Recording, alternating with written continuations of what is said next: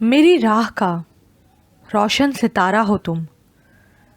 इस नॉवेल को तहरीर किया है सना जफ़र ने।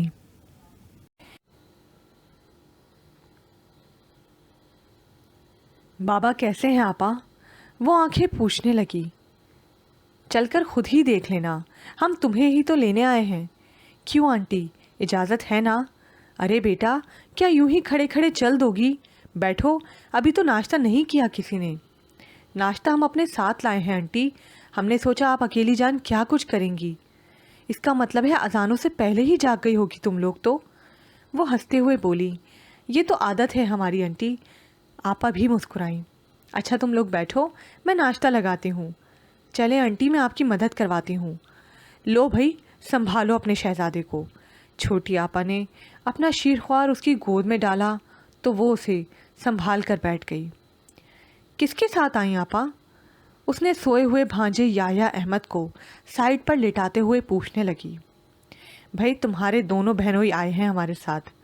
उधर मर्दाने में है हमारे बहनोई के साथ। उन्होंने प्यार से उसे देखते हुए कहा तो वो लब काट कर नज़रें झुका गई। माशाल्लाह, खूब टूट कर निखार आया है तुम पे। बिल्कुल सादगी में भी नज़र लग जाने की हद तक प्यारी लग रही हो। वो अपने हाथ मसलने लगी।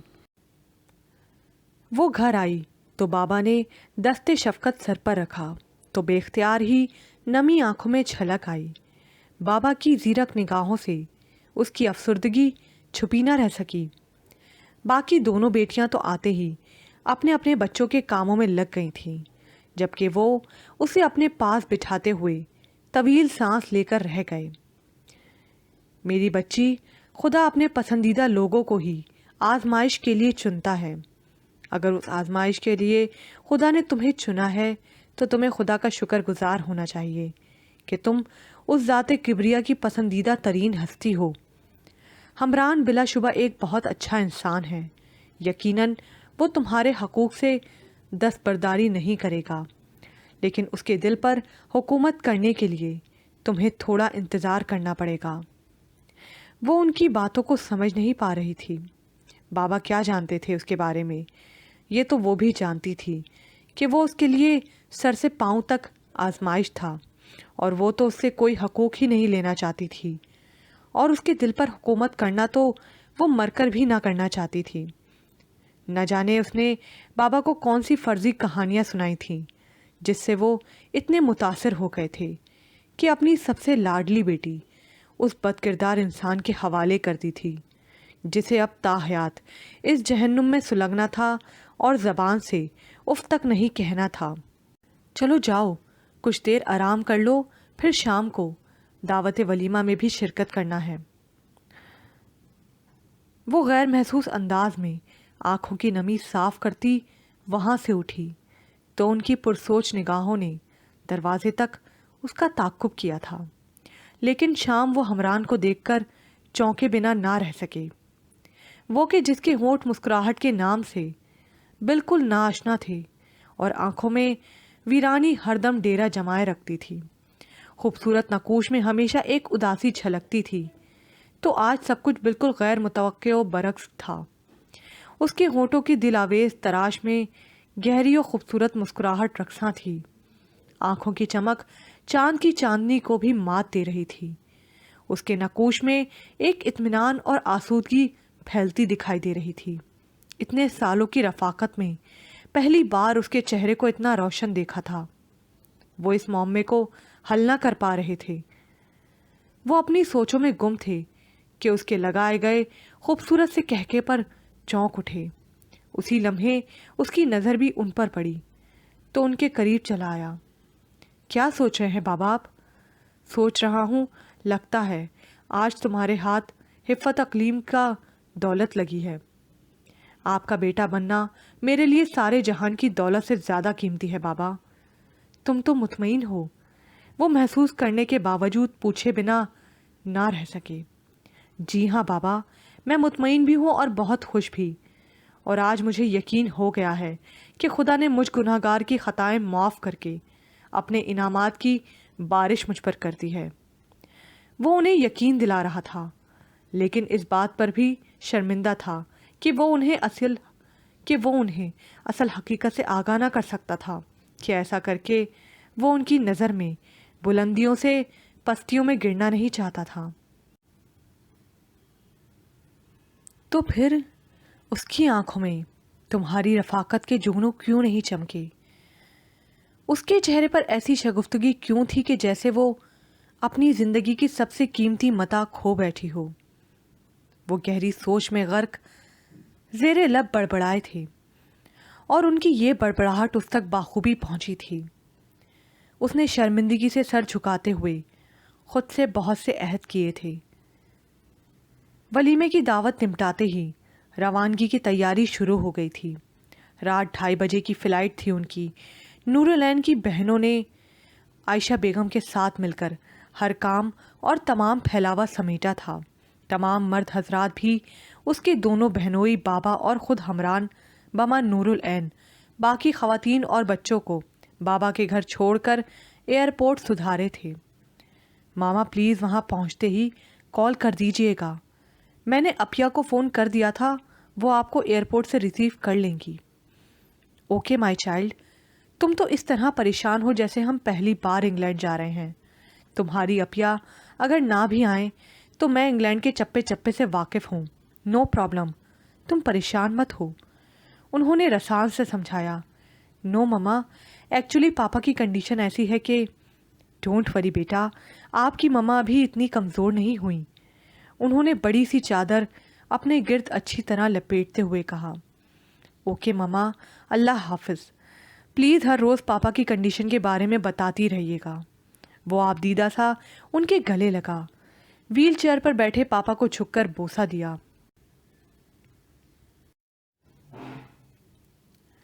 تم بھی میری بہو کا بہت خیال رکھنا، زمینوں پر چکر لگاتے رہنا اور اسے کہیں گھمانے لے جانا، پریشان نہیں کرنا اسے، اوکے؟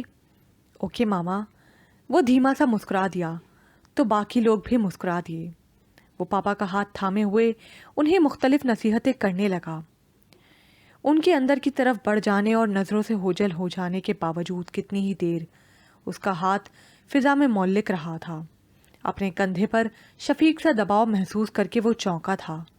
بابا نے تسلی آمیز نگاہوں سے دیکھا، آؤ ادھر بیٹھتے ہیں۔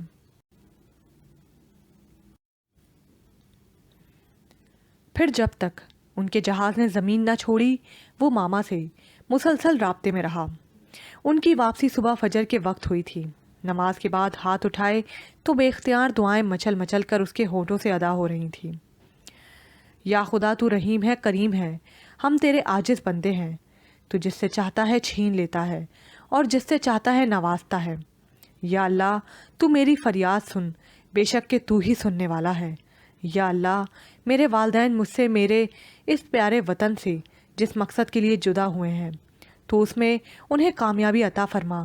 میرے باپ کو صحت کاملہ عطا فرما اللہ، وہ اپنی مرضی سے حرکت بھی نہیں کر سکتے، تو انہیں اپنے قدموں پر لوٹ کر آنے کی توفیق دے میرے یا رب، کہ بے شک تیرے اختیار میں سب کچھ ہے۔ نہ جانے کتنی دیر وہ اپنے رب کے حضور حاضر رہا تھا۔ اس کا چہرہ آنسوؤں سے بھیگتا رہا۔ جب اس نے سجدہ گرا سر اٹھایا تو اس کے اندر ڈھیروں سکون و اطمینان تھا۔ اپنی دعاؤں سے پورا ہونے کا تعین کرتا وہ اٹھا تھا۔ کوئی خوبصورت اور پر اثر آواز تھی جو کہ بار بار اس کے شعور پر دستک دیتی، پلٹ جاتی۔ بہت دور کہیں بہت گہرائیوں سے آتی وہ آواز اسے شعور کی دنیا میں کھینچ رہی تھی۔ اس نے کروٹ بدلی، لیکن ذہن کے دریچوں میں ڈوبتی ابھرتی وہ آواز آخر کار اسے ہوش کی دنیا میں کھینچ لائی۔ اس نے دھیرے سے آنکھیں کھولیں اور اپنے آنکھ کھلنے کا سبب سوچنے لگی۔ شاید وہ ابھی تک پوری طرح بیدار نہ ہوئی۔ پھر آگاہی کے درواہ ہوتے ہی وہ جھٹکے سے اٹھ بیٹھی۔ کلاک پر نظر پڑی تو چونک گئی۔ فجر کی نماز میں کم وقت باقی تھا۔ وہ ایک بار خود پر حیران ہوتی تیزی سے واش روم کی طرف بڑھی، پورے خشوع و خضوع سے نماز ادا کر کے دعا کے لیے ہاتھ بلند کیے تو تلاوت قرآن پاک کی گھر میں گونجتی دل موہ لینے والی آواز اسے ایک بار پھر اپنے حصار میں لے لیا۔ اسے یاد آیا کہ اسی آواز کی تاثیر تھی جو اسے حواسوں کی دنیا میں लौटी थी। लेकिन कौन? शायद कोई रिकॉर्डिंग।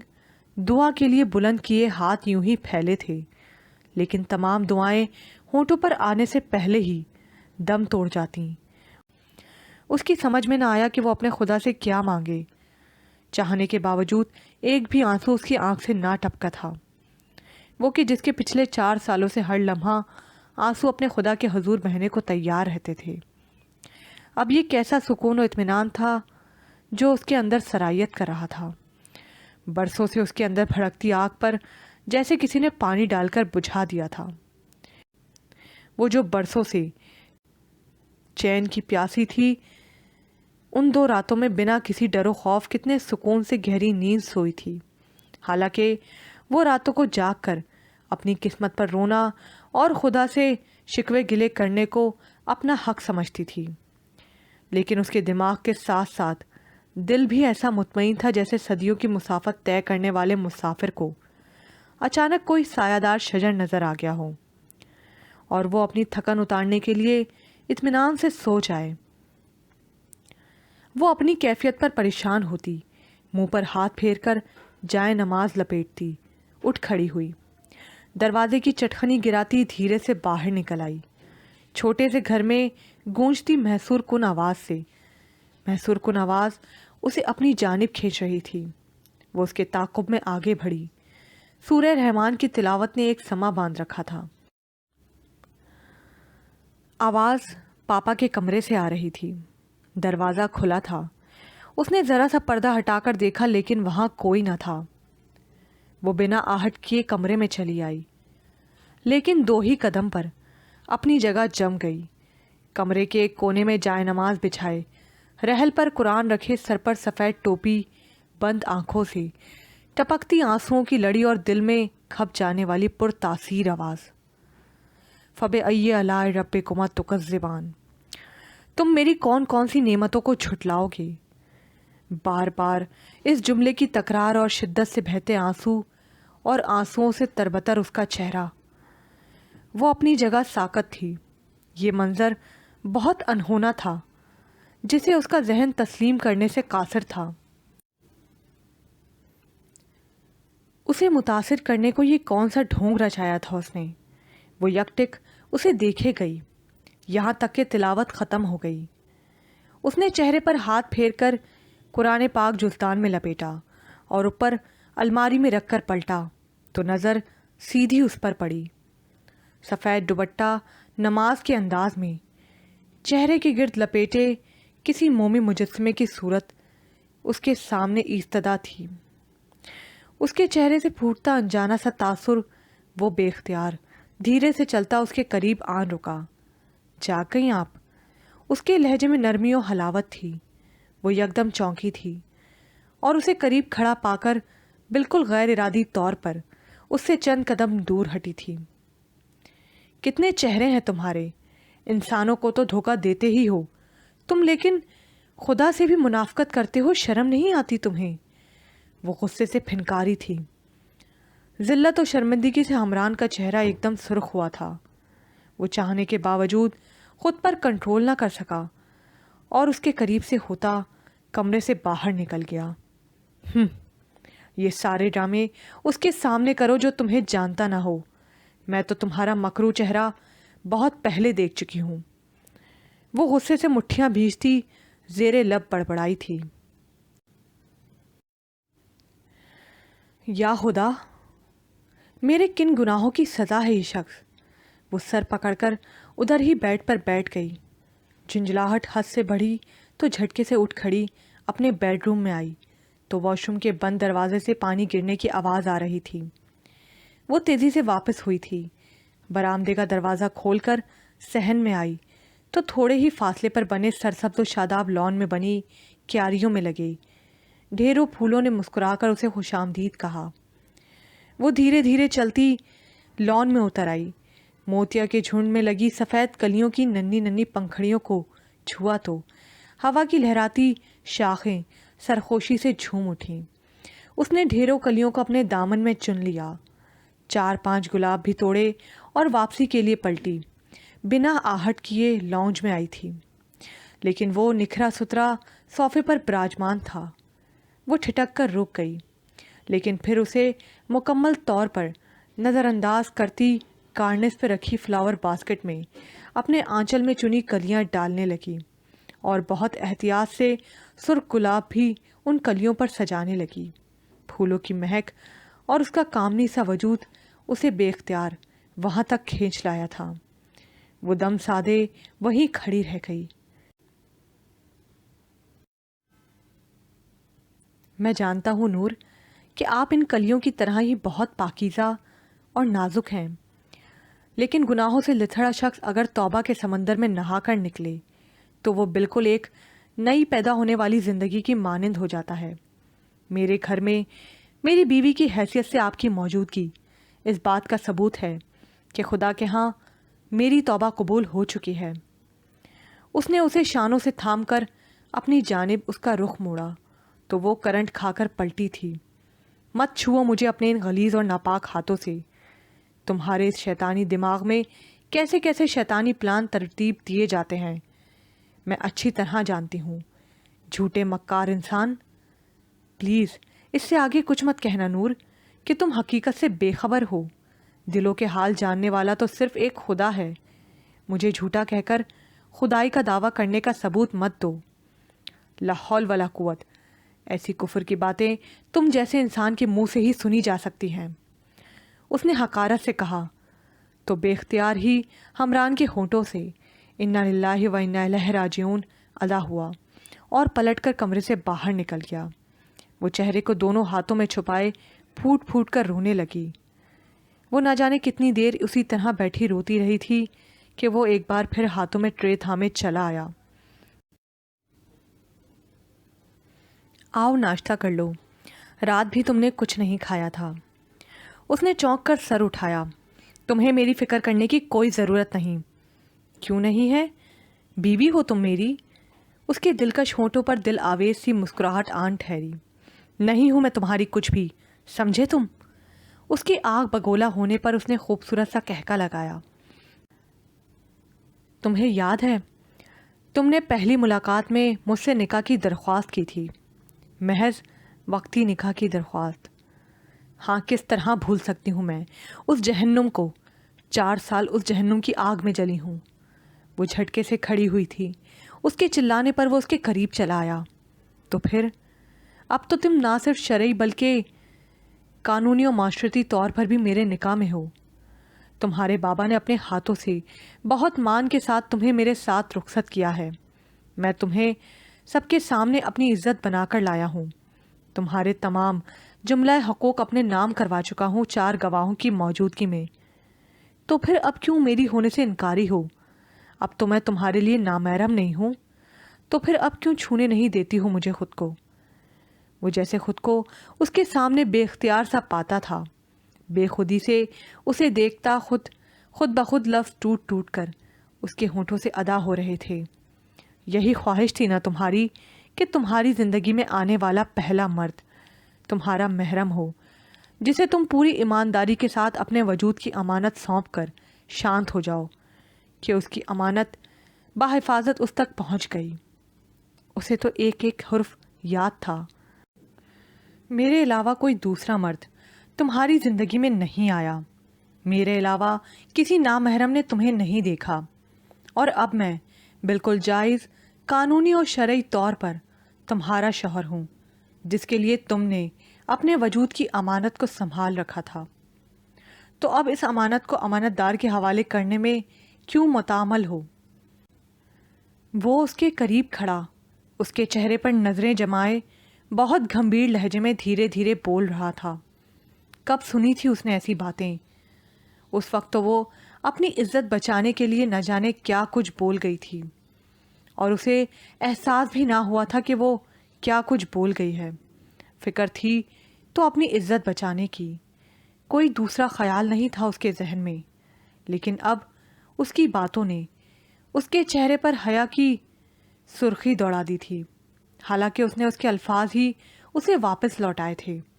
یکدم ہی وہ رخ پھیڑ گئی، تو جیسے وہ اپنے حواسوں میں لوٹا تھا، تیزی سے پیچھے ہٹا एक लम्हे को रुका। नाश्ता कर लीजिएगा प्लीज़, कहता तेज़ तेज़ कदम उठाता कमरे से ही नहीं, घर से भी बाहर निकल गया। वो अपनी मुंतशिर धड़कनों को संभालती एक बार फिर बेड पर बैठ गई। चेहरे पर आए पसीने को साफ किया। या खुदा, क्या है ये सब कुछ? बेशक मैंने सब कुछ ऐसा ही चाहा था, लेकिन तूने ऐसे शख्स को ही मेरी किस्मत में क्यों लिखा? या अल्लाह, अगर मैं गलत हूँ तो मुझे राह हिदायत अता फरमा कि मैं तेरी मर्ज़ी के ख़िलाफ़ जाना नहीं चाहती। मेरे परवरदिगार, तू बेहतर जानने वाला है। वो ज़ोहर की नमाज अदा कर चुकी थी जब वो दोबारा घर में दाखिल हुआ। वो शायद सीधा मस्जिद से आ रहा था, सर पर टोपी और टखनों से ऊंची शलवार। उसका पिछले चंद दिनों से दिखाई देने वाला ये रवैया उसके लिए नाकाबिले फ़हम था। वो बरामदे में बैठी थी। वो उसे सलाम करके सीधा अंदर गया। लाउंज से गुजरते हुए उसने लब भींचे थे। ट्रे में नाश्ता जूं का त्यों रखा था। इस आजमाइशी दौर से गुजरते हुए उसका ख्याल था कि उसके अंदर से गुस्से का मादा ख़त्म हो चुका है, लेकिन अब एकदम ही गुस्सा ऊद कर आया था, जिसे उसने मुट्ठियाँ भींचकर बामुश्किल कंट्रोल किया। ट्रे उठाई और जाकर किचन की शेल्फ पर पटक दी। थप थप करता बेडरूम में गया और धार से दरवाज़ा बंद कर दिया। इस धार पर उसने बेख्तियार ही दिल थामा था। वो सारा दिन यूं ही भूखी प्यासी बैठी रही थी। ये नहीं था कि उसने एहतजाजन खाना नहीं खाया था, बल्कि उसे भूख ही ना लगी थी। कोई चीज़ हलक से उतारने को तो क्या, मुंह में रखने को भी दिल ना चाहा था। असर की अजान होते ही उसने वज़ू किया और नमाज के लिए खड़ी हो गई। नमाज से फारिग हुई तो कमरे का दरवाज़ा खोला पाया, लेकिन कमरा खाली था। न जाने किस वक्त उठकर वो निकल गया था। तकरीबन आधे घंटे बाद उसकी वापसी हुई थी और फिर कमरे में बंद हो गया। मगरिब तक दरवाज़ा बंद रहा। नमाज के बाद वो सीधा किचन में गया तो किचन बिल्कुल उसी तरह ही था जिस तरह वो छोड़कर गया था। वो कमान से निकले तीर की मानिंद सीधा उसके सर पर जा पहुंचा। मोम से बने उसके नाजुक वजूद को बाजू से पकड़कर अपने सामने खड़ा किया। कुछ गुस्से और कुछ नींद के बोझलपन से सुर्ख आंखें उस पर गाड़ दी। भूखा रहकर क्या साबित करना चाहती हो तुम? उसकी आवाज़ मध्यम लेकिन लहजा सर्द था। क्या समझती हो इस दुनिया में एक तुम ही नेक और पारसा हो? सिर्फ तुम्हारा ही खुदा है। ना तो दुनिया में तुम वाहिद नेक और पारसा हो और ना ही खुदा सिर्फ तुम्हारा है। समझी तुम? बेशक मैं बहुत गलीज और बदकिरदार इंसान था, लेकिन अब मुझे अपनी पारसाई का सबूत देने की कोई ज़रूरत नहीं। मैं जो हूँ जैसा हूँ सिर्फ अपने लिए हूँ। अगर तुम ये समझती हो कि मैंने किसी इंतकाम के तहत तुमसे शादी की है तो ये तुम्हारी इंतहाई गलत सोच है। बाबा जान मेरे मोहसिन हैं कि जिन्होंने मुझ जैसे भटके हुए की उंगली थामकर सीधे रास्ते पर चलना सिखाया। बहुत इज्जत करता हूँ मैं उनकी, इतनी कि उनके हुक्म से दूरगर्दानी करने से ख़ुद को बेबस पाता हूँ।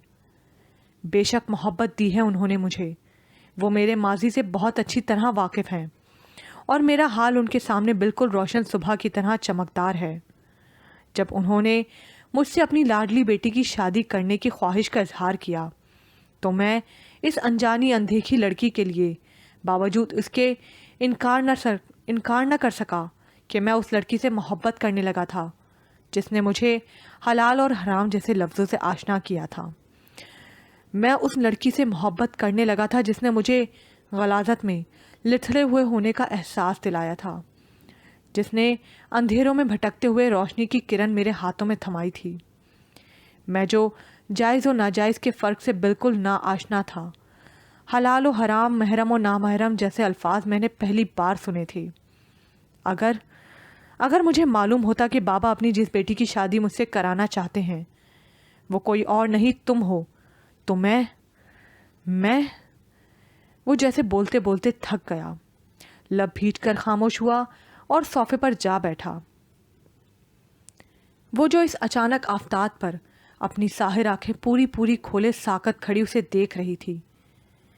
اس کے اس طرح خاموش ہونے پر اس کے اندر بے چینی پھیلنے لگی۔ تو کیا کرتے تم؟ وہ تلخی سے گویا ہوئی۔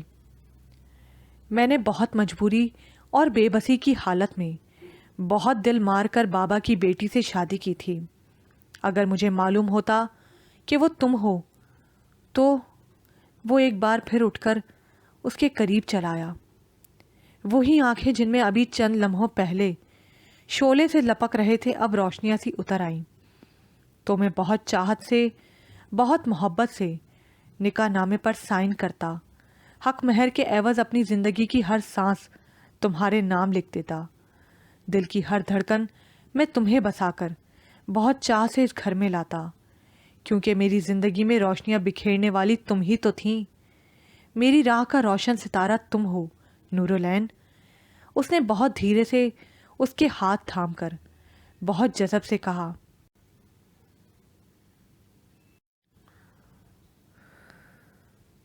تم میری زندگی میں آئیں اور میری راہوں میں روشنیاں بکھیر کر خود نہ جانے کہاں کھو گئی۔ کیا تم بات کا یقین کرو گی کہ تم میری زندگی میں آنے والی سب سے آخری لڑکی ہو؟ بے شک تم سے پہلے میں نے بے شمار لڑکیوں کو ٹیشو پیپر کی مانند استعمال کیا، لیکن تم نے، وہ جو کہ پچھلے 4 سالوں سے بالکل خاموش تھا، سوائے بابا اسے بولتے کسی نے نہ سنا تھا، آج بے تکان بول رہا تھا۔ اس بولنے اور اس وقت بولنے میں فرق یہ تھا، اس وقت اس کی آنکھوں سے ایک پانی کا چشمہ بہا تھا، جبکہ آج اس کے ہونٹوں پر مدھم سی مسکراہٹ اور چہرے پر جاذبوں کی صداقت نے عجیب سی روشنی بکھیر رکھی تھی۔ میں یہ نہیں کہوں گا کہ میں نے تمہیں کڈنیپ کر کے غلطی کی۔ میں تم سے اس لیے معافی نہیں مانگوں گا کہ میں اس بات پر شرمندہ نہیں ہوں، کیونکہ اگر میں تمہیں کڈنیپ نہ کرتا تو میں ہمیشہ گناہوں کے دلدل میں دھنسا رہتا۔ میں نے تمہیں سڑک سے سچ مچ اپنی ہوس کی پیاس بجھانے کے لیے اٹھایا تھا، کہ مجھے تو اپنی ذات پر غرور تھا کہ مجھے آج تک کسی لڑکی نے نہیں ٹھکرایا تھا۔ ہر لڑکی میری باہوں میں آ کر موم کی طرح پگھل جاتی تھی، لیکن تمہاری ضد نے مجھے چونکا دیا، تو تمہاری پارسائی کے غرور میرے لیے چیلنج بن گئے۔ لیکن جب تم میرے قدموں میں بیٹھ کر نکاح کر لینے کی فریاد کی تو میرے دماغ کے پرخچے اڑ گئے، اور پھر اس کے بعد تم نے جو کچھ کہا وہ میرے لیے بالکل نیا اور انوکھا تھا۔ تمہاری باتوں نے مجھے کسی اندھے کنویں میں دھکیل دیا، جہاں غصے میں کچھ بھی دکھائی نہ دیتا تھا، صرف ایک بازگوش تھی، ایک آواز تھی، حلال حرام حلال حرام۔ میں خود کو بھول بیٹھا، سب کچھ بھلا بیٹھا، یہاں تک کہ تمہیں بھی، بس صرف حلال حرام کی تلاش میں سرگدا مارا مارا پھرنے لگا، لیکن مجھے کچھ سمجھنا نہیں دیتا تھا۔ تم روشنی کی صرف ایک کرن میرے ہاتھوں میں تھما کر خود غائب ہو گئی۔ میں اس کرن کو تھامے دور دور بھٹکتا رہا، اور پھر بابا میری زندگی میں چلے آئے کہ جنہوں نے جگمگاتے چراغ میرے ہاتھوں میں تھما دیے، اور اب خدا کا شکر ہے کہ میری واپسی سہل ہے۔ اگر تم ان راہوں پر میرے ہم قدم چلنا چاہتی ہو تو یہ میری خوش بختی ہوگی، لیکن اگر تم اپنی ذات کے غرور میں ہی مقید رہنا چاہتی ہو تو بھی کوئی اعتراض نہیں ہے۔ اب میں وہ نہیں ہوں جسے پا لینے، چھو لینے اور تسخیر کر لینے کی عادت تھی۔ اب میں ان منزلوں سے بہت دور نکل آیا ہوں۔ میری طلب اب جسم نہیں روح ہے، اور میں تمہیں اپنی روح میں بسا محسوس کرتا ہوں۔ میری طلب اب تمہارا جسم نہیں، تمہاری محبت ہے۔ محض تمہارا وجود میرے لیے کوئی حیثیت نہیں رکھتا۔